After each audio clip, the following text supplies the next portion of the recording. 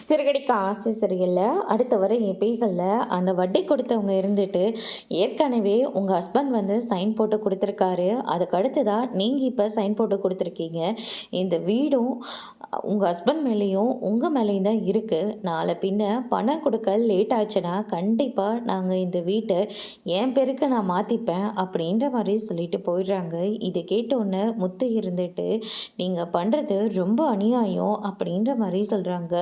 எனக்கு எது தப்பு, எது சரின்னு எனக்கு தெரியும். உங்களுக்கு 2 வாரம் மட்டும் தான் டைமு. அதுக்குள்ள பணத்த குடுத்தா, நீங்க இந்த வீட்ல இருக்கலாம். அதே மாதிரி 2 வாரத்துக்குள்ள பணத்த குடுக்கலன்னா, அடுத்த நிமிஷமே உங்களுடைய எல்லா பொருளையும் தூக்கி வெளிய தான் போடுவேன். அப்படின்ற மாரி சொல்லிடுறாங்க. இத கேட்டோனே மொத்த பேரும் ரொம்பவே ஷாக் ஆகுறாங்க. "பாத்தியாடா, உன்னால நாங்க இப்ப எந்த மாரி ஒரு நிலைமையில வந்து நின்னுட்டுருக்குன்னு, இப்போ உனக்கு சந்தோஷமா?" அப்படின்ற மாரி சொல்லிக்கிட்டு இருக்காங்க. நான் எதுவுமே வேணும்னு பண்ணல. நீ எதுவும் வேணும்னு பண்ணல. ஆனா, இப்ப நிலைமைய பார்த்தியா? அப்படின்ற மாரி சுத்து வந்து சொல்லிக்கிட்டு இருக்காங்க. இத கேட்டோனே மனோஜுக்கு என்ன பண்ணணும்னே தெரியல. ரொம்பவே அதிர்ச்சியில இருக்காரு.